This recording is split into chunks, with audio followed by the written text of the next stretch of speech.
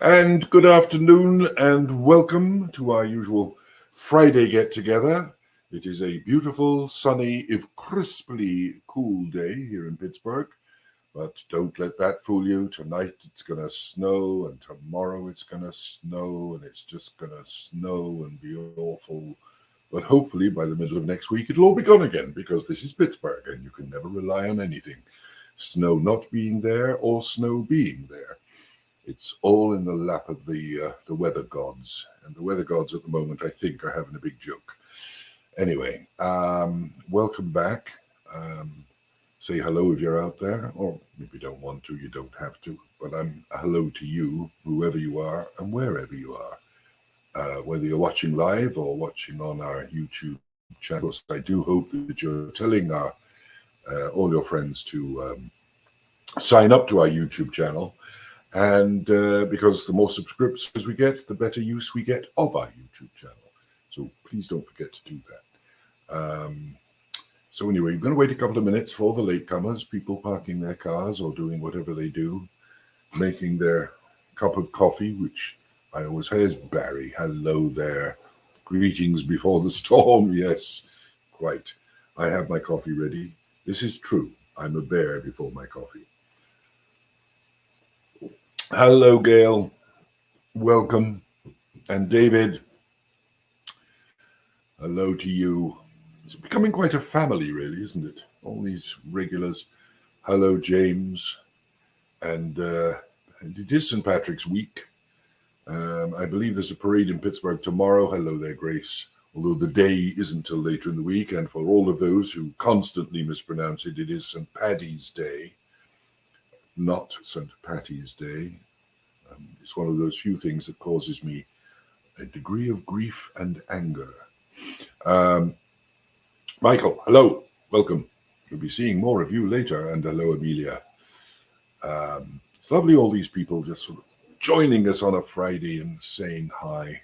Makes you feel not alone in the world, especially when you get to my advanced years and it's all beginning to crumble away. So yes, there you are. Mark your calendars. PICT 25th Anniversary Gala, Saturday, just over a week away now. And we hope that you're going to join us. If you're in the Pittsburgh region, please join us.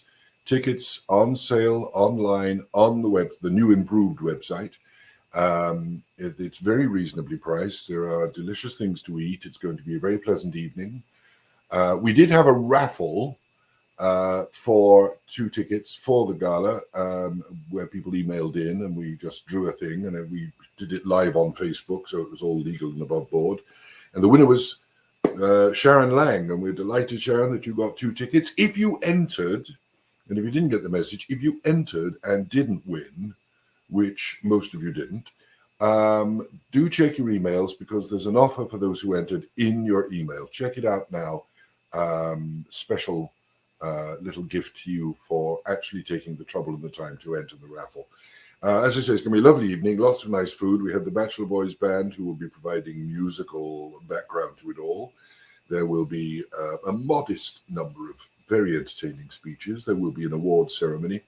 And there will be a bar, always an encouragement, as I say, lots of delicious food, and one of the best views out of the windows, or indeed on the outside balcony, that you can get in Pittsburgh. So well worth being there. It's going to be a lovely evening. I do hope you join us. As I say, tickets are available online right now on the website. Don't go there right now. Wait until we finish the webinar, then go to the website. I'll remind you about it at the end of the webinar anyway. So, yes, thanking all our patrons, everybody who has supported us for our 2022 webinar series. I was just saying right now, I can't believe we are now in our 3rd year of webinars. This started out at the beginning of the pandemic as well. We'll fill in 4 or 5 weeks with these, and here we are with over 80 in the box, as it were, all still available online through the YouTube channel, and you'll find out all about that on the new improved website as well. Please think about making a donation. They all help. We can't do without those donations. Your donations are what put the plays on the stage. And speaking of the plays on the stage, The next play on the stage will be coming up in May when we're doing Beckett's Endgame, with 4 of the most favourite of PICT actors, Martin Giles, James FitzGerald, Karen Baum, and Ken Bolden. They will be the 4 participants, speaking of whom, there's FitzJamie now. And that's not him dancing, it's a lie. Hello, Jordan. Jordan is going to be joining us. Many of you will remember Jordan who've seen PICT productions from such delights as The Old Curiosity Shop and Great Expectations. And Jordan will be joining us again come June in Boys in the Band. So, hello, Jordan. Welcome. Delighted you're with us. There's Rebecca. War is here still. Yes, indeed. And that is the very topic. And I'm glad you segue me beautifully into that. Hello, Philomena. We'll segue now into our little discussion or observation, which I've called Shakespeare at War. And what I've done this week, I'm just, again, this is not a lecture. This is not a textual examination. This is a set of observations. This is some of the thoughts that Shakespeare gave us and shared with us on the topic of war. Now, in these extremely difficult times that we're living in, the newspaper and other media are literally alive every day with news of war. We can't get away from that. It's a reality. It's a reality for the world. But it is important to note that nothing is new, that all this has happened before countless times. And the one thing we learn from history is that we seem to learn nothing from history. We just keep repeating the same things over and over again. And that not in every generation necessarily, but in every 2 or 3 generations, somewhere in the world, someone rises to a position of power who thinks that he or possibly she should rule the world and should put the world at risk for their own purposes. It has happened countless times through history, and not just kings and princes. Sometimes, religious leaders are just as guilty of it, from popes and mullahs and what have you. But anyway, Shakespeare, in the course of the writing of his plays, because it was a topic that is universal and is eternal, addressed these questions. So this week, we're going to take a brief look at Shakespeare's words on the topic of war, and we're going to begin with what we might describe as the gung-ho of the warrior, the brave and proud warrior, the notion of the hero of war. The kind of words that such a leader, such a king or prince or general or whatever, will use to inspire the soldier to do his best or to do his worst, depending on which side you're on. Because when a soldier does his best on your side, it is the worst for the other side. Always in time of war, patriotism is the cry of the leader. And patriotism is, to a large extent, but not entirely, and I'll come to that later, the motivation of the fighter. And patriotism is what is called on, particularly when you are opposed by insuperable odds. The cry of the leader is always heard best when that leader is leading from the front, not safely tucked away in a safe distance from all the fighting. Does this sound remotely familiar to the present day? Anyway, Shakespeare understood that. He had lived in an age when the memory of kings leading their armies from the front was still very much a vivid memory. Within the previous 100 or so years from Shakespeare's time, Henry IV, Henry V, Henry VI, Richard III, Henry VII, and even Henry VIII, all of them had led their armies into battle. But it is in the words of Henry V that the message to the troops, this notion of the patriotic gung-ho message to the troops, is best expressed. So here, reading probably a particularly well-known and famous speech by Henry V is Michael Patrick Trimm. Once more into the breach, dear friends, once more, or close up the wall with our English dead. In peace, there's nothing that so becomes a man as modest stillness and humility. But when the blast of war rings in our ears, then imitate the action of the tiger. Stiffen the sinews. Summon up the blood. Disguise fair nature with hard-favored rage. Then lend the eye a terrible aspect. Let pry through the portage of the head like the brass cannon. Let the brow o'erwhelm it as fearfully as doth a gold rock o'erhang and juddy his confounded base, swilled with the wild and wasteful ocean. Now set the teeth, and stretch the nostrils wide. Hold hard the breath, and bend up every spirit to his full height. On! On, you noblest English, whose blood is fed from fathers of war-proof, fathers that, like so many Alexanders, have in these parts from morn till even fought, and sheathed their swords for lack of argument. Dishonor not your mothers. Now, attest that those whom you called fathers did beget you. Be copy now to men of grosser blood, and teach them how to war. And you, good yeomen, whose limbs were made in England, show us here the mettle of your pasture. Let us swear that you are worth your breeding, which I doubt not. For there is not one of you so mean and base that hath not noble luster in your eyes. I see you stand like greyhounds in the slips, straining upon the start. The game's afoot. Follow your spirit, and upon this charge cry, for Harry, God, and England! Now, you can hear in that speech this appeal to that sense of patriotism, that sense of we're doing it for us, we're doing it for the nation, we're doing it for the country, we're doing it for what we believe in. And because you are brave patriots, you will do this. This is the speech before Harfleur, when historically Henry V had a victory, but it took him a lot of trouble, a lot of time, a lot of effort. But he did it. What Shakespeare presents us with is this notion that if you appeal to the patriotism, if you appeal to the personal pride, the soldiers will fight. And of course, very often they will. But in this particular play, Shakespeare goes further to show the power of the words of a leader. And when it comes to rousing a sense of patriotism and duty, there's no one like Henry V.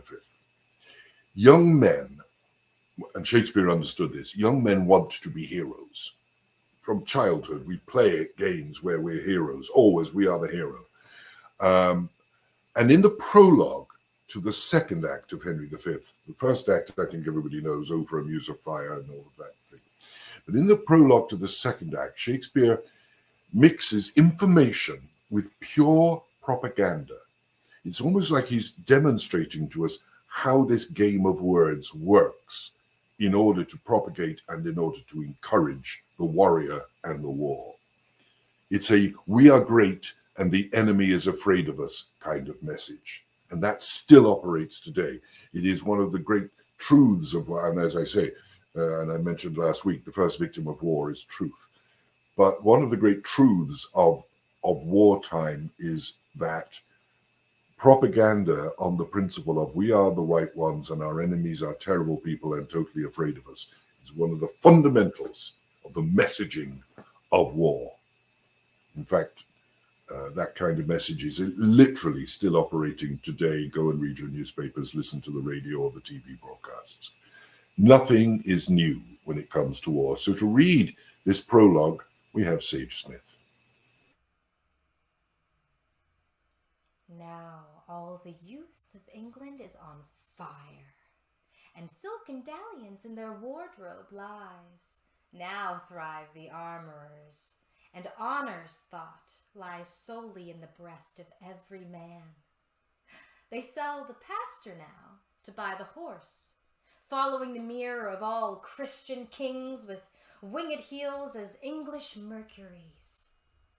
For now sits expectation in the air, and hides a sword from hilts unto the point with crowns imperial. Crowns and coronets for Harry and his followers. The French, advised by good intelligence of this most dreadful preparation, shake in their fear, and with pale policy seek to divert the English purposes. Oh, England! Model to thy inward greatness.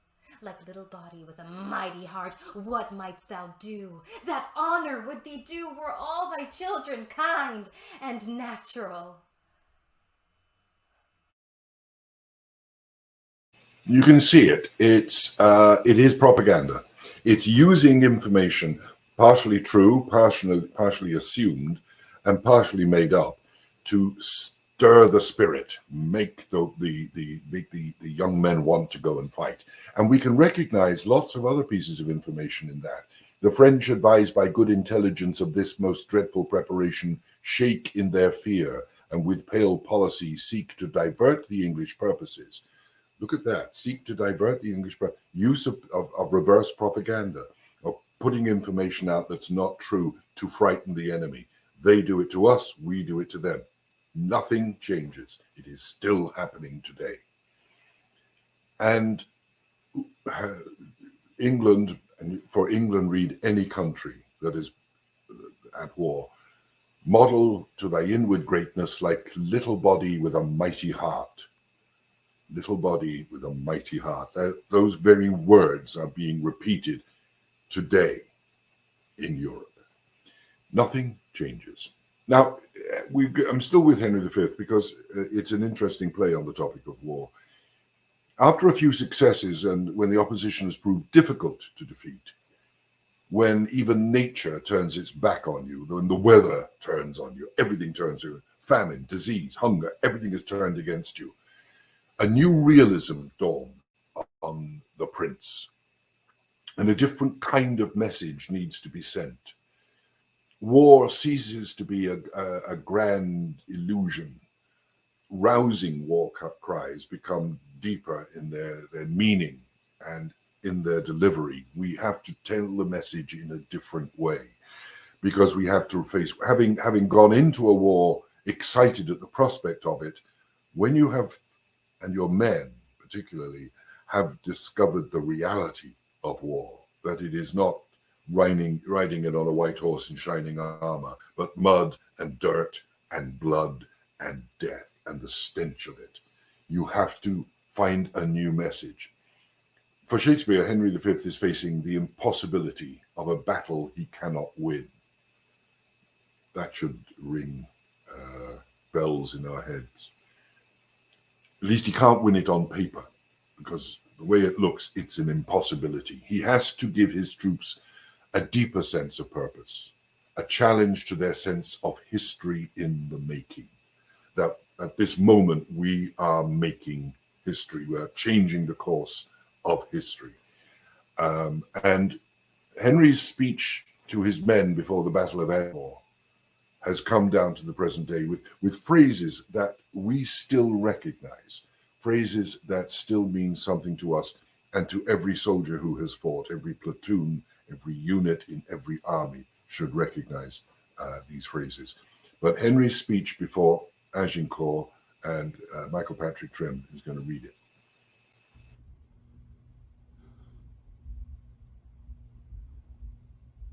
This day is called the Feast of Crispian. He that outlives this day and comes safe home will stand a tiptoe when the day is named, and rouse him at the name of Crispin. He that shall live this day and see old age will yearly on the vigil feast his neighbors and say, tomorrow is St. Crispin.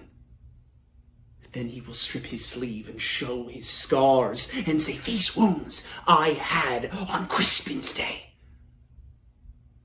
Old men forget, yet all shall be forgot. But he'll remember with advantages what feats he did that day. Then shall our names, familiar in his mouth as household words, Harry the King, Bedford and Exeter, Warwick and Talbot, Salisbury and Gloucester be in their flowing cups freshly remembered. This story shall the good man teach his son, and Crispian shall ne'er go by, from this day to the ending of the world, but we in it shall be remembered. We few, we happy few, we band of brothers. For he today that sheds his blood with me shall be my brother, be he ne'er so vile. This day shall gentle his condition. And gentlemen in England now abed shall think themselves accursed that they were not here, and hold their manhoods cheap, whiles any speaks that fought with us upon St. Crispian's day. What is beautiful about that speech, and what is fascinating, is that in this speech, Henry is saying we're going to suffer. A lot of us are going to die. He doesn't say this is going to be great and we're going to win and it's going to be victorious. Right from the very beginning, he makes this statement. He that outlives this day and comes safe home. He that outlives this day. And a couple of lines later, he that shall live this day and see old age will yearly on the vigil feast of his neighbors and say tomorrow is St. Crispin's Day. In America, Memorial Day, those men who fought and survived. In the UK on Remembrance Sunday, the same thing occurs. This is Shakespeare giving into the mouth of the leader, the prince, the king, the general, the reality to his men, to his soldiers. You may die. In fact, the probability is you will. But those of you who don't will have changed history. Those of you who don't will have created a new history. We will have, I love that phrase, old men forget, yet all shall be forgot, but he'll remember with advantage what he did that day. And that's the whole principle of Memorial Day, Remembrance Day, that we never forget. That wonderful poem that is always cited, I know in the UK, with the going down of the sun, and in the morning we will remember them. What this is saying is, if we are all to die, if many of us are to die, at least in so doing, we will change the world.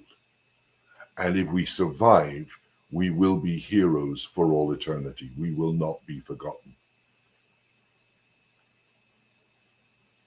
Now, so when you get to that point, he then does a quite brilliant thing. The general, king, prince, leader, whoever, Henry V in this case, does a very, very significant thing. He makes a very significant statement. Against the odds, we few, we happy few, we band of brothers. And that is the phrase that every unit, every platoon, every regiment will recognize. That the leader is bringing himself to the level of his troops. We band of brothers. Very important thing, because when you want to order men to go out and die, you've got to maintain their belief in who, if not what, they are dying for. But Shakespeare was not simply a propagandist, and Henry V can be argued as being a very, very much a propaganda play.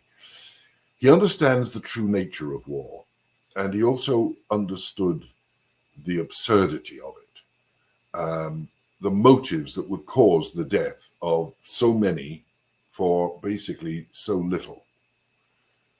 And such was the Trojan War. and that fascinated him. Fought for the recovery of a stolen wife, one who did not particularly mind being stolen by a younger man, far younger than the husband from whom she was taken. Helen of Troy was hardly worth fighting for, but fight for her they did. And why? For the honor of her husband. And for the honor of her husband, and in this cause, the men of Greek, the young men of all the Greek kingdoms would die in droves, and the city of Troy would be set to flames and all its occupants enslaved or killed, all for a woman. In the prologue to this play, Shakespeare sets out the absurd action that will take place, and he ends with what I think is an interesting phrase, and it is the true reality of the result of any war. Reading the prologue to Troilus and Cressida, we have Karen Baum. In Troy, there lies the scene. From isles of Greece, the princes Orgulus, their high blood chafed, have to the port of Athens sent their ships, fraught with ministers and instruments of cruel war. 69 that wore their crownets regal, from the Athenian bay put forth toward Phrygia. And their vow is made to ransack Troy, within whose strong immures the ravished Helen, Menelaus' queen, with wanton Paris sleeps. And that's the quarrel. To Tenedos they come, and the deep-drawing barks do there disgorge their warlike fraughtage. Now on Dardan plains the fresh and yet unbruised Greeks do pitch their brave pavilions. Now expectation, tickling skittish spirits, on one when the other side, Trojan and Greek, sets all on hazard. Like or find fault, do as your pleasures are. Now good or bad, 'tis but the chance of a war. And that is, I think, his point. Like or find fault, you choose whichever side you like. Be on the side of the Trojans, be on the side of the Greeks, whatever you like. The Greeks have sent, and as he says, 69 who wore their crownets regal, 69 kings have come together, joined with Menelaus, sailed from Greece to Troy, set up their camp on the beaches, ready to fight and destroy another entire kingdom for the pride of Menelaus. Thousands and thousands of young men will die. And that in itself is an absurdity. That in itself is a horrendous absurdity. But they're all ready to do it. Young men want to be heroes. Young men want to find victory. Young men want to defend the honor of their home. Young men are led easily into battle. But whether it's right or wrong, whoever's right or wrong, if the truth or if history belongs to the victor, who the victor is not predestined, not predetermined. And Shakespeare ends it with that very simple proposition: like or find fault on whichever side you want. Find like or agree with the war or don't agree with the war. Agree with one side or don't agree with, and disagree with the other side, or vice versa, whichever you choose. Do as your pleasures are. Whatever you like, whatever you think, whatever you want to support, off you go. Now good or bad. And then the important point: 'tis but the chance of war. And no war is a foregone conclusion, no matter how great your power, no matter how small your power. The chance of war can change everything, as it did for Henry V at Agincourt. Nothing is certain in war, and that is a message I think Shakespeare wants his audience to understand. War is always a disaster. Either side may win or lose. Either nation may be the victors or the vanquished. That is the disaster that war can be, or the glory. The glory that your nation wins, the disaster that your nation loses. Your side is right and therefore worthy of victory. Your side is right and is therefore the disaster of defeat, that you've been beaten by a cruel and a wicked oppressor, or that you have, even as a smaller and more justified and righteous army, you have beaten the aggressor. But either side, it's the chance of war. The tragedy of war is a slightly different thing. And I always say a disaster and a tragedy are not the same thing.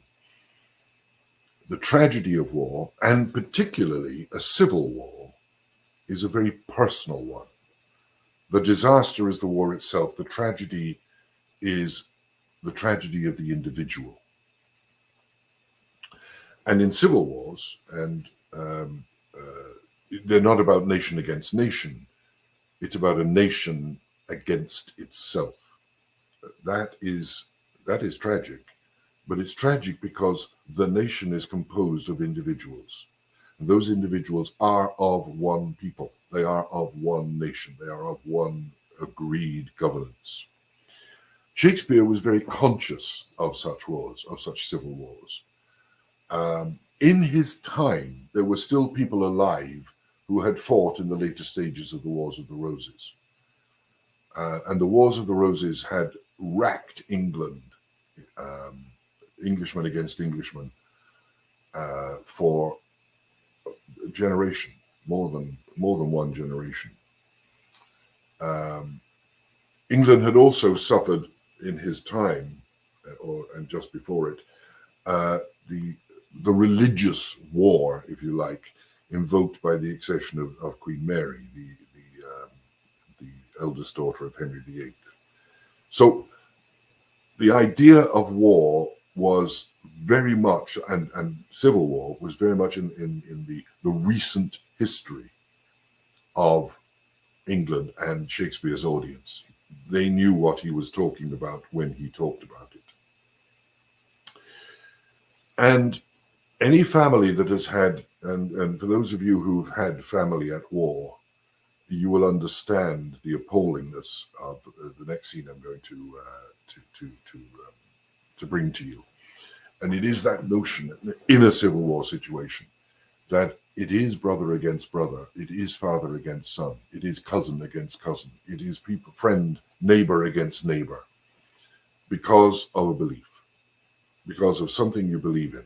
What is worse is when it is not even for something you believe in, but simply because you were made to do it. The conscripted army is the one that suffers most, because they're not fighting for belief, but because they were conscripted. In one scene from Henry VI, at the height of the War of the Roses, he writes what I think is possibly one of the most heartbreaking scenes in the entire canon of his plays. If you picture the battlefield, and King Henry is on the battlefield watching, observing, and two small tragedies are played out in front of him. And this, to my mind, demonstrates the tragedy rather than the disaster of war. The two characters observed by the king on the battlefield. Now, the first one is a son who has killed his own father. Michael Patrick Trimm is going to read this for us.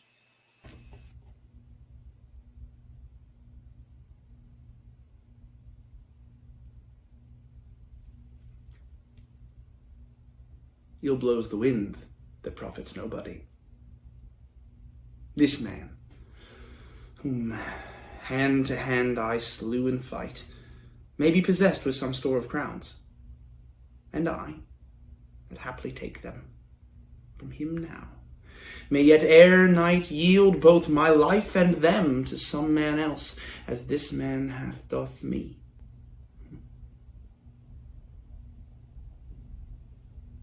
Who's this?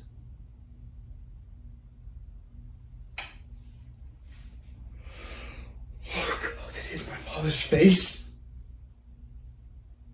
whom in this conflict I unawares have killed.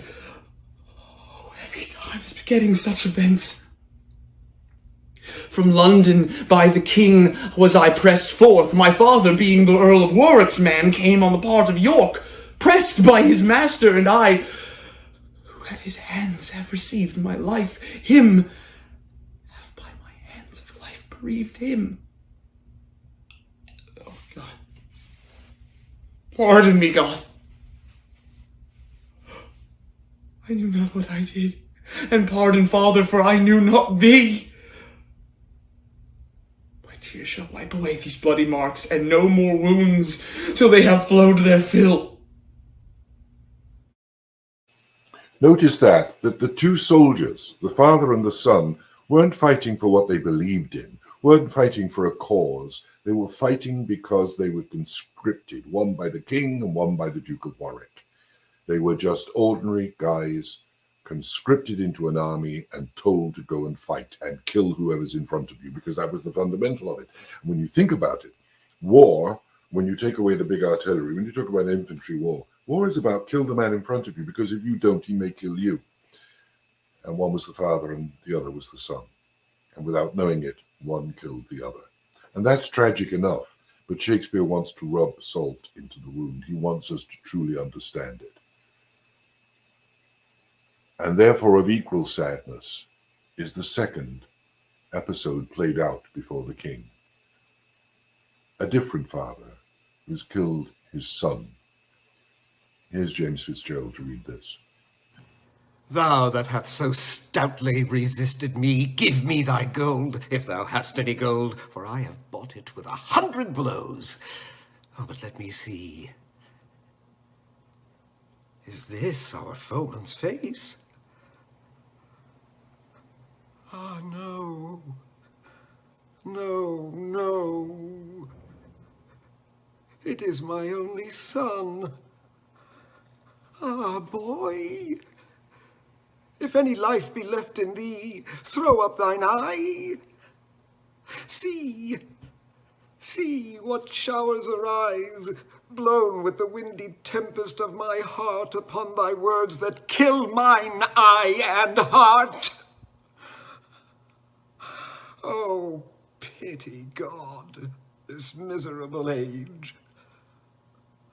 What stratagems, how fell, how butcherly, erroneous, mutinous, and unnatural this deadly quarrel daily doth beget.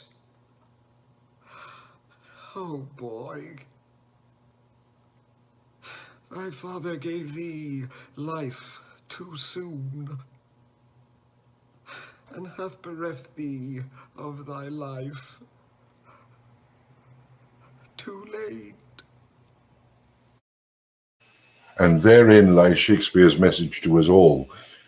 Oh, pity God, this miserable age, what stratagems, how fell, how butcherly, erroneous, mutinous, and unnatural this deadly quarrel daily doth beget.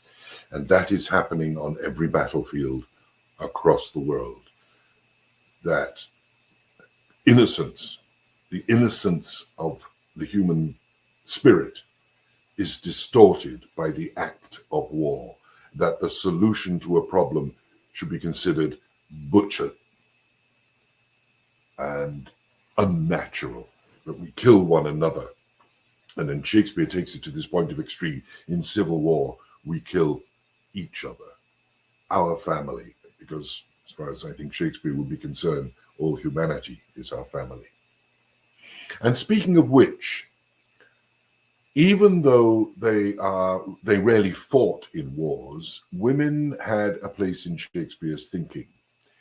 The very thought of war was turned to the wives who would be left behind, and especially when the husbands would not share their fears or their delight in the idea of battle. In such a world, women were seldom included in the calculation, and to a large extent, I don't think that has changed in many places.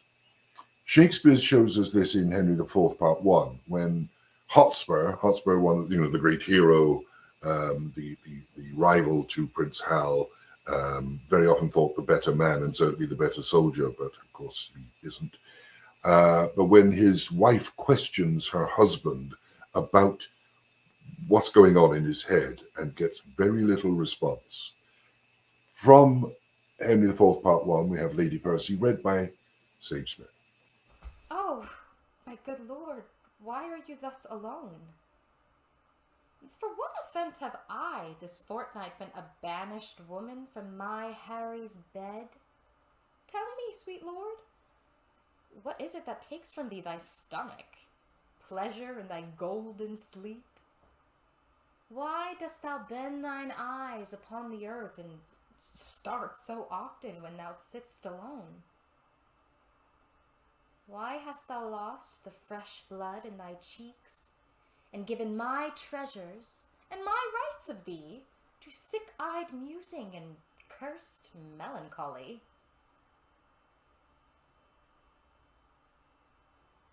In thy faint slumbers I by thee have watched, and heard thee murmur tales of iron wars.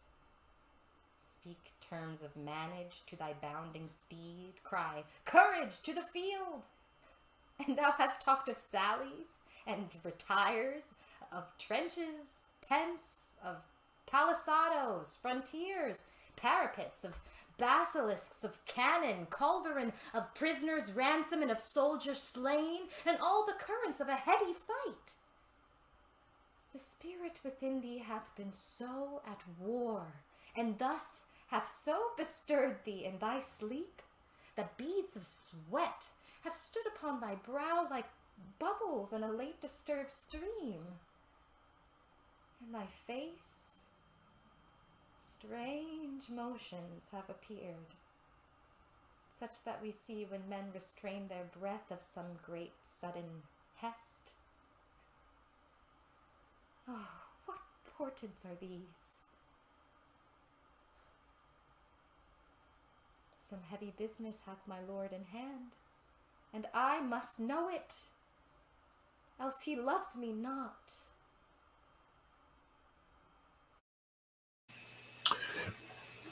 The wife that's left behind is, whether the husband loves her or not, one calls to mind that other rather awful poem, or the awful thought in it, I could not love thee, dear, so much, loved I not honour more. But this notion, the excitement of war that is in his mind. I've watched and heard thee murmur tales of iron wars, speak terms of manage to thy bounding steed, cry courage to the field, and thou hast talked of sallies and retires of trenches, tents, etc., etc., etc. That excitement of war blots out anything else, blots out even the relationship with his wife, blots out everything except that sense of being the hero. We all young men want to be heroes. And when you have reached the point when you have been proven a hero, and when you have been proven a soldier of worth, this idea of war can take you over. It's a drug, absolutely a drug. It's the flow of adrenaline to the brain and Henry V talks about it. You know, when the talk of war comes in the ear, you want to go for it. Shakespeare understood this. However, with Hotspur, you see somebody who has no doubt, no question, and you see it brilliantly, for Shakespeare, through the mouth of his wife. But self-doubt can hinder us all. It can hinder us from the action that we need to take. Self-doubt is the thing that stops us doing it. And never was this demonstrated better than in the play Hamlet. Hamlet, as we all know, I mean, we could say it to his face, you had one job and you didn't do it. He fails to do that one job. But, and in consequence of failing to do that one job, he manages to kill his girlfriend's father, drive her to madness, cause all sorts of chaos and havoc, scare the living daylights out of his mother, who thinks he's now mad, and he keeps seeing a ghost. So everything that could go wrong does go wrong for Hamlet. And that self-doubt grows and grows and grows and grows and grows. It takes the sight of another prince, a soldier prince, one with no regard to consequence, to spur his dull intent. So when Hamlet sees the army of Fortinbras, he not only gains determination, but in the process, he describes the nature of a determination for war that will not heed or care for the consequence. It's a very important point. Reading Hamlet for us, Michael Patrick Trimm. How all occasions do inform against me, and spur my dull revenge. What is a man, if his chief good and market of his time be but to sleep and feed? A beast, no more. Sure, he that hath made us with such large discourse, looking before and after, gave us not the capability and godlike reason to fuss in us unused. Now, whether it be bestial oblivion or some craven scruple of thinking too precisely on the event, a thought which, quartered, hath but 1 part wisdom and 3 parts coward, I do not know why yet I live to say, this thing's to do, sith that I have cause and will and strength and means to do it. Examples gross as earth exhort me. Witness this army, so of such mass and charge, led by a delicate and tender prince, whose spirit with divine ambition puffed makes mouths at the invisible event, exposing what is mortal and unsure to all that fortune, death, and dare, even to an eggshell. Rightly, to be great is not to stir without great argument, but greatly to find quarrel in a straw when honor's at the stake. How stand I then, that have a father killed, a mother stained, excitements of my reason and my blood, and let all that sleep, while to my shame I see the imminent death of 20,000 men, that for a fantasy and a trick of fame go to their graves like beds, fight for a plot whereupon the numbers cannot try the cause, which is not tomb enough and continent to hide the slain.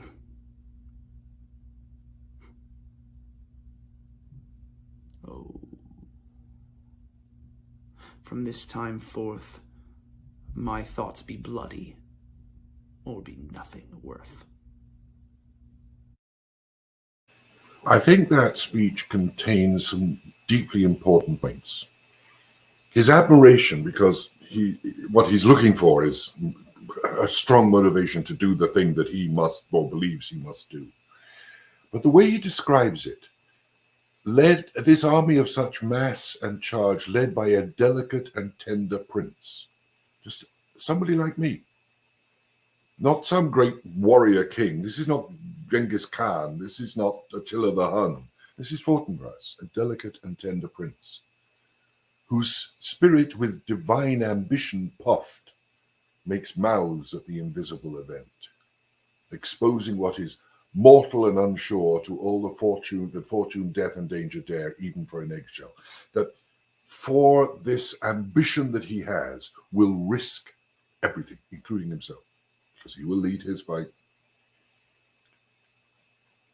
To be great is not to stir without great argument, but greatly, in other words, you don't need to be great to have you don't need a really great reason for it, but greatly to find quarrel in a straw when honor's at stake. Doesn't matter. And that is a back reference to Helen of Troy, for a very small reason, but to fight, but one's honor was at stake, therefore one will go and fight, and therefore one will go and kill.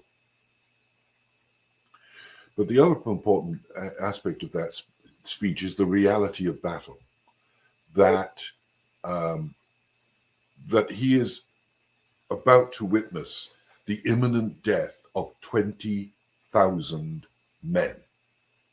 20,000 men. That for a fantasy or trick of fame, just again, go back to Menelaus, go back to Helen of Troy. For a fantasy or trick of fame, go to their deaths like beds. Fight for a plot whereon the numbers cannot try the cause. The piece of land they're fighting for isn't big enough for the two armies to fight on, and which is not tomb enough and continent to hide the slain. That everybody killed in that battle, there isn't enough land to bury them all.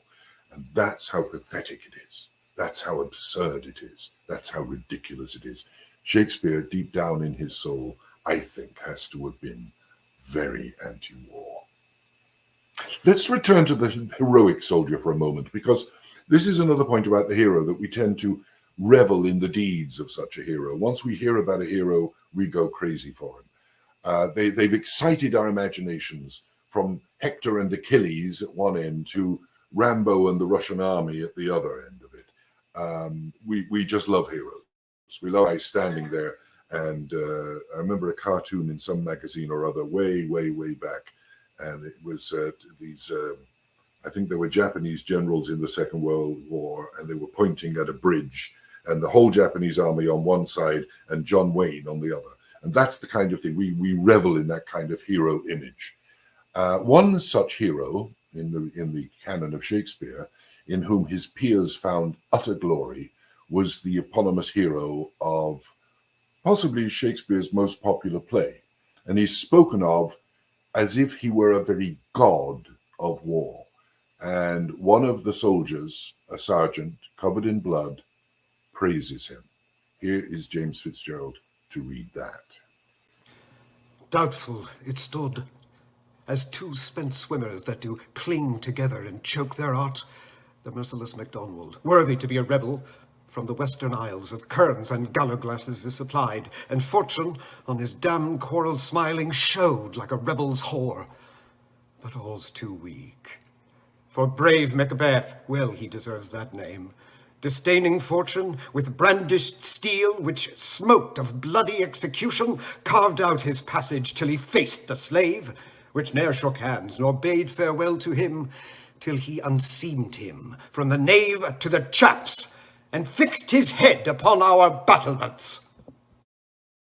Oh, what a hero. Oh, he's wonderful. Great Macbeth, brilliant. I mean, Shakespeare paints him as this glorious Rambo-style hero who literally will plow through the enemies. I mean, it's something straight out of Game of Thrones or any of those other things. Plows through the enemy and goes to the leader and literally unseamed him from the nave to the chaps, literally just right up through the body and chopped his head off.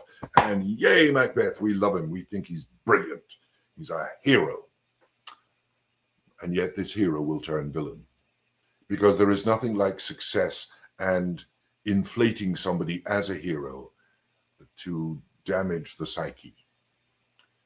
Macbeth will kill the king. He will take the crown. He will become a despot. And he will turn upon his own people with a savagery that only a narcissistic megalomaniac can unleash. And anybody who does that, I think the terms narcissistic megalomaniac are a fair assessment. The former hero, the former savior, the former passionate soldier will eventually indulge in genocide. And if history hasn't proven that over and over again, we haven't been observing history. that we have not, or the one thing we have learned from history is that we learn nothing from history. Here's Jim again reading the speech where Macbeth plans the genocide. Time thou anticipatest my dread exploits. The flighty purpose never is o'ertook unless the deed go with it. From this moment, the very firstlings of my heart shall be the very firstlings of my hand. And even now, to crown my thoughts with acts, be it fought and done. The castle of Macduff I will surprise, seize upon Fife, give to the edge of the sword his wife, his babes, and all unfortunate souls that trace him in his line. No more boasting like a fool. This deed I'll do before the purpose cool.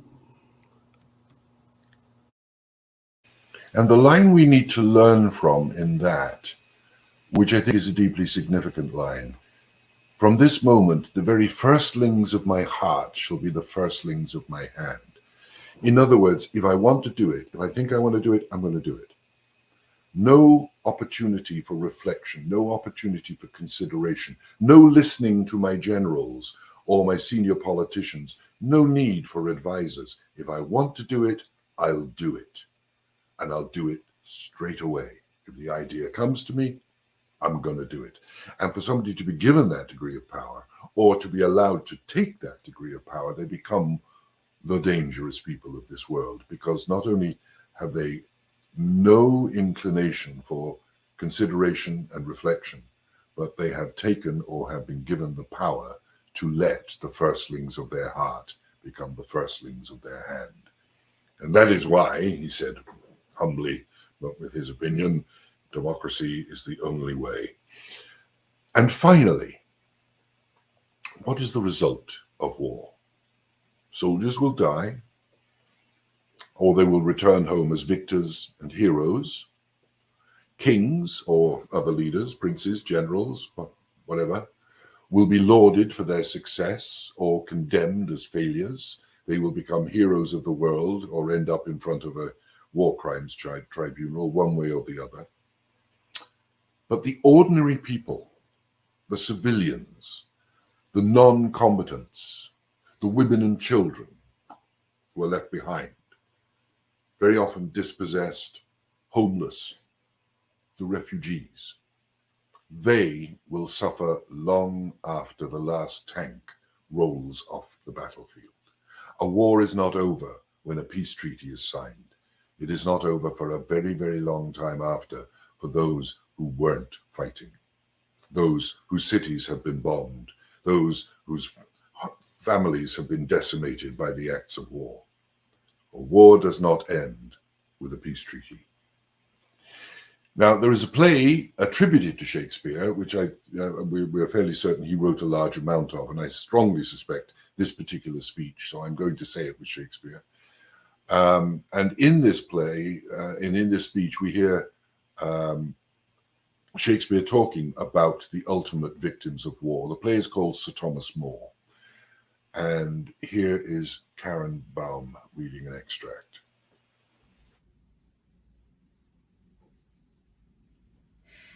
Imagine that you see the wretched strangers, their babies at their backs and their poor luggage plodding to the ports and coasts for transportation,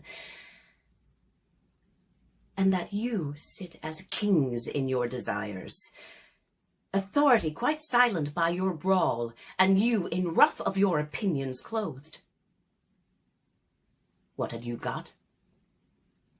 I'll tell you. You had taught how insolence and strong hand should prevail, how order should be quelled, and by this pattern not one of you should live an aged man, for other ruffians, as their fancies wrought, with self-same hand, self-reasons, and self-right, would stark on you, and men like ravenous fishes would feed on one another. Now, say the king, as he is clement if the offender mourn, should so much come too short of your great trespass as but to banish you. Whither would you go? What country, by the nature of your error, should give you harbour? Go you to France or Flanders, to any German province, to Spain or Portugal, nay, anywhere that not adheres to England, why, you must needs be strangers. Would you be pleased to find a nation of such barbarous temper that breaking out in hideous violence would not afford you an abode on earth, whet their detested knives against your throats, spurn you like dogs, and like as if that God owed not nor made not you, nor that the elements were not all appropriate to your comforts, but chartered unto them? What would you think to be thus used? This is the stranger's case, and this your mountainish inhumanity. I think that's quite brilliant. I think this is the stranger's case. And who is the stranger? The stranger is the victim of the war that you have participated in or possibly perpetrated. And that image at the beginning of it, we've seen it time after time after time. Every war that's been fought, certainly every war that has been televised, right back to the Vietnamese War. Imagine that you see the wretched strangers, their babies at their backs and their poor luggage plodding to the ports and coasts for transportation. And whether they have been coming out of Vietnam or Korea, out of Syria, out of Afghanistan, or now out of the Ukraine, it makes no difference. It happened all the way through the Balkans during the Balkans War. It happened in Iraq. The victims are the refugees. And the question asked, you can't ignore them, because if it were you, where would you go? If you were the loser, what would happen to you? It is the stranger's question. And the refusal to deal with it, the refusal to accept that for every war that you participate in, whether you are on the goody side or the baddie side, doesn't make any difference. Without responding to the stranger's case, this is mountainish inhumanity. We must remember that a war is not over when the last bullet is shot or when the ink is dry on the peace treaty. A war is over when we deal with the victims of that war. It's a question posed by this speech, one that every single nation should ponder, that every individual should ponder. And Shakespeare here is saying that to us. He's speaking to us individually, directly. Because regardless of which side you may be on in a war that you did not vote for, the true victims of that war are at your door and asking for your mercy. So there we are, Shakespeare at war. Next week, because we've done a couple of programs on war, and it is, to say the least, depressing, next week we're going to look at some comedy. I'm going to look at what I think is one of the greatest comedies of its period and of its time and for all time. It is by Molière, and we're going to talk about Tartuffe. And we're going to talk about it over two programs. We're going to look at the play and we're going to look at the contents of the play. It is a joyful play, but it is not just funny because it's funny. It's funny because it's all about hypocrisy. And not that any of us would be guilty of such a terrible and hideous crime against humanity. But anyway, Tartuffe next week and Tartuffe the following week. And now, we're just a bit beyond time. I just want to mention yet again, we have our gala coming up. If you're in the Pittsburgh region, it's not too late. That's the view, isn't it? Brilliant. It'll all be absolutely lovely. We hope you join us. Tickets are available. Just get onto our website. It's on a week from tomorrow. Get onto the website. You can buy your tickets online. It's going to be a glorious evening, and I want to see you all there because I never get to see you. I only get to say hello. So do please think about buying a ticket. Also, please do think about sending us a donation. Every donation matters, and you can even set up if it's a small donation, if you can manage $10, $20 a month, we'll set it up as a recurring donation because that matters too. But always remember that when we put a play on the stage, it's your donations that have put it there. You are part of our family. You are part of our production team. You are part of what we do and who we are. So, in the meantime, have a glorious week. And next week, we will see you discussing the delights of Tartuffe. Bye for now.